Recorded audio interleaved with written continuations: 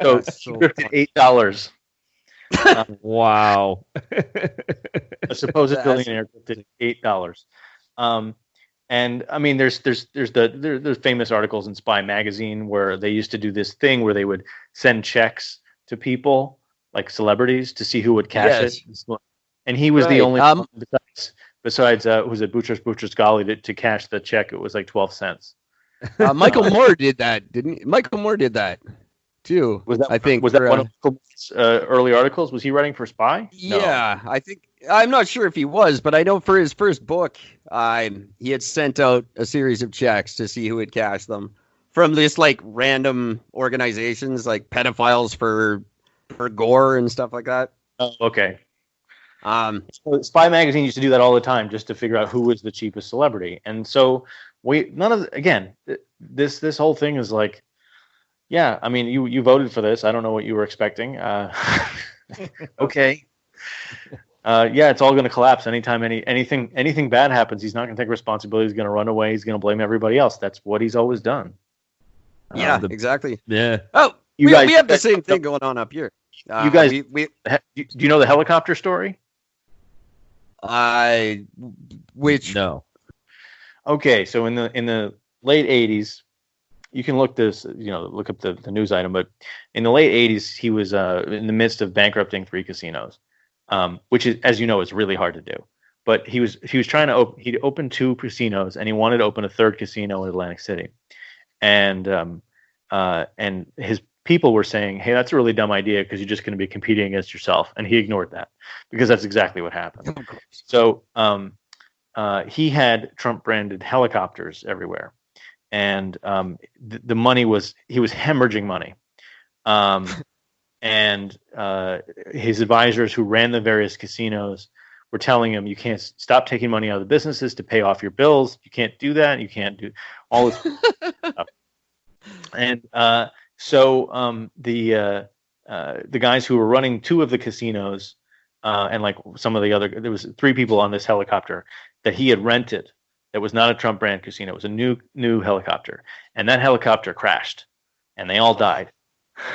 And it was rumored. I'm not going to state that it's true. It was rumored that this was mob related because he owed a lot of money. Wow. Oh. What he did was first he claimed that he was supposed to be on the helicopter. He was not. He was no merit.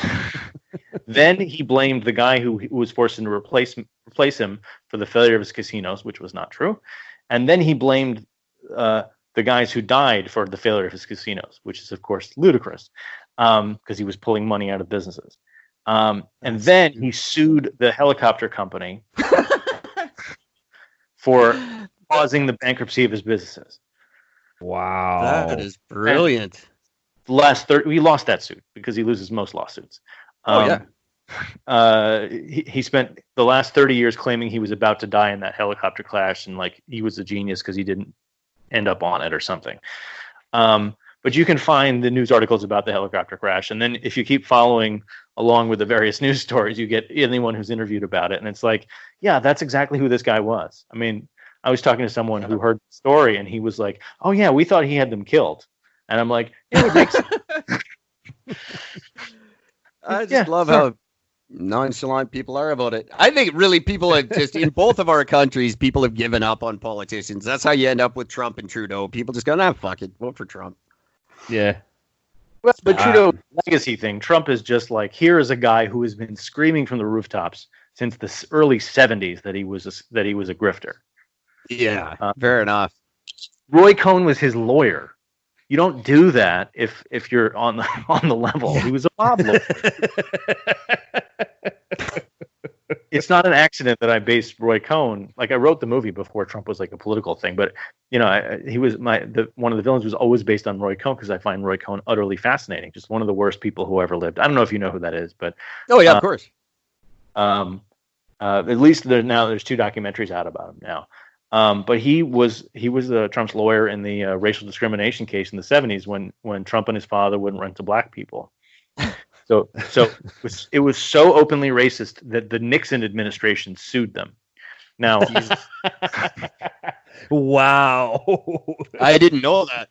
Yeah, no, it's a good one. So whenever you hear, "Oh, he's not racist," you're just saying that because you're a Democrat. No. This has been going on for a long time. There's incident after incident that are very similar to this. Imagine. I think it's very fair to call out the Democrats on their propagating racism, but I'll give you 50 examples of him doing it before anybody knew who it was. It's not hard. Oh yeah, fair enough. Yeah. And I don't doubt it. I've known I thought the guy was a jackass since about the time he released his board game. Would that have been late 80s, early 90s, something like that? Yeah, late 80s, yeah. And I was baffled that first of all, I was baffled he stuck out the race for the whole thing. But I can't believe he got elected. That was just like it was kind of like that Eddie Murphy bit from Delirious where he's like, I fucking, holy shit, he won. You know, like they're voting for the president because they never think he'd win. Go get drunk. I don't think he'd win either. The whole point was that he wanted more money in The Apprentice. He wasn't really trying to win. Fair enough. It was contract negotiation. I mean, it was, sort of subtle news, but that was the whole point. Was he wasn't getting paid enough, and he thought this would be a boost. And he learned from Newt Gingrich. Newt Gingrich ran for president in 2012 because it was basically cheap. It was basically cheaper than paying for a book tour. So he used the running for presidency to raise money to pay for his book tour. That's a great idea, actually. So what happens? If he loses, does he leave quietly in November? I don't think he I think what he does is he complains and says it's rigged, which he's already done. He did the last time anyway. Complains it's rigged, and then as soon as the military gets close enough to removing him, he pretends to take the high road and leaves, and then gets a weekly spot on Fox News where he complains about Joe Biden or whatever situation it is, and complains. And what he does, which is project all of his own failures on everybody else. Yeah, I don't think it's Biden. I think they're pulling a rope-a-dope. I think the Democrats have a last-minute rope-a-dope up their sleeve, and they're going to pull Biden and put in a contender. Why? I really do. Why bother? I mean, look, if this is going to continue, and Biden's up 20 points in October, why would you do anything? Because they're not smart people. I don't see Biden being up by 20 points in October. If he's up 12 now, and this isn't going to get better. They just announced yesterday and today that they've got 55,000 new infections. Yesterday. Is that what ruins his candidacy or his because the economies can't reopen, because anytime Texas had to close all their bars again. That's true. And Florida's going to have to reclose, and and then all the old people who would vote for him are going to be dead. Is Florida just? I love the way they've handled this. The whole time. Gord and I are big fans of both Texas and Florida. They're I've never been to Florida. I spent some time in Texas. I absolutely loved it. I'm just learning about Florida and how fantastic they are, and their response to COVID. They're split up very strangely. It's like 35-45% complete redneck.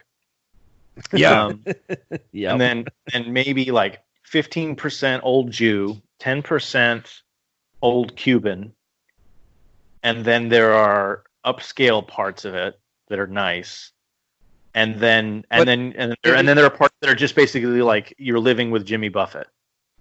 Yeah, we had to do an episode about the amount of fecal matter leaking into the water there, and I was like, when you hear the numbers, you're like, no wonder they don't care about COVID. They're eating shit literally all day. It's gotta be just a terrible place to live. I mean, I'm assuming you're being a little sarcastic about how they're handling it. They're not handling it well at all, but No, yeah. No, I think we should have. we all did it wrong. To be honest, I think we should have went at it like chicken pox, and we'd all have had it and be done with it by now. Oh, but it would have been much worse because have they been able to prove that you can't get reinfected? No. Well, they keep changing their mind on that. Right. But they have been able to prove there's an 89% recovery rate. Again, a really bad number.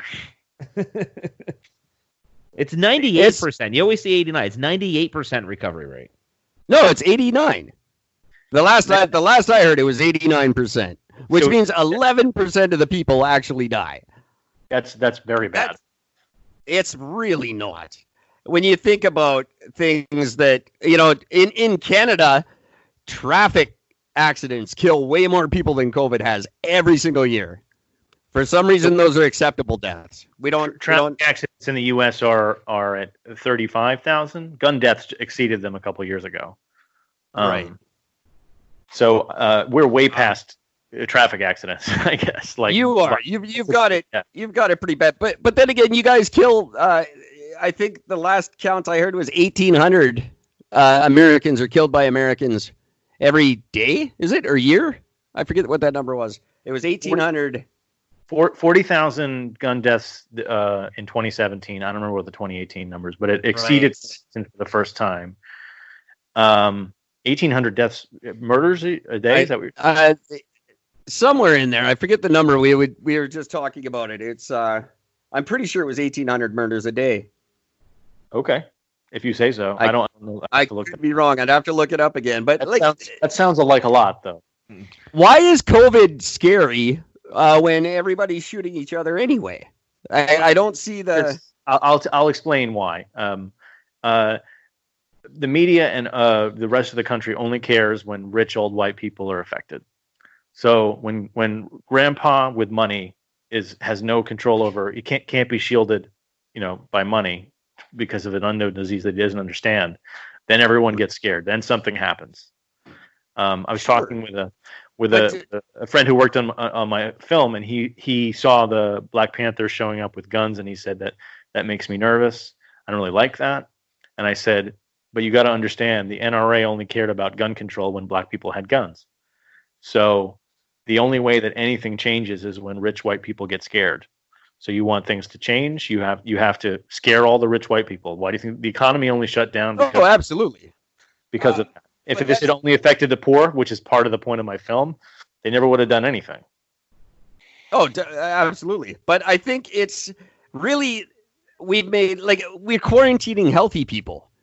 That's never happened before. That makes no sense. And I think a lot of this, I call it the scamdemic because I genuinely believe it was nothing more than all of our governments getting us back under their control because we were laughing at them. And the whole dialogue since December, the dialogue has been, if you don't do exactly as we tell you, you and your family will die. And it was a brilliant campaign for them. I think the point was basically you got to keep everyone quarantined because otherwise you'll run out of ICU beds, and then lots of other people will die for other reasons. So if you just let it run wild, you're going to have the problem where your hospitals will be overrun not just with coronavirus deaths, but all sorts of other people dying of other things, and there's nowhere to put them, and then you're just literally carting bodies out on the street. So right, might have been. I understand coming from being in New York, it's probably a little scarier because I understand it's been quite concentrated there and frightening for you guys.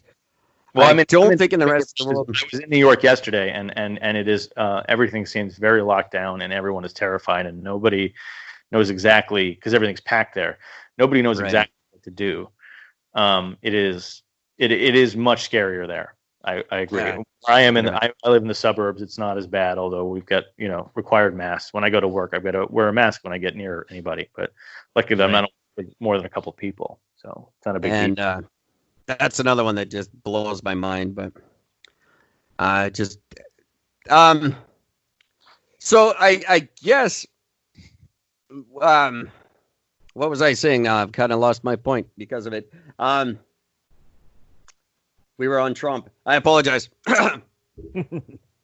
So we think Biden's gonna win, and I think Trump's got another 4 years.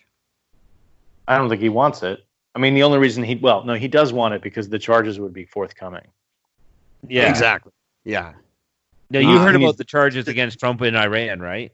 He needs the statutes of limitations to run out. No, it's the Southern District of New York. That's why he had that lawyer fired. Right. Recently. Oh, right. Yeah. I mean, look, the best way to understand Trump was an article written by David Roth. in two art Caesar's articles. One was for Deadspin, the other was for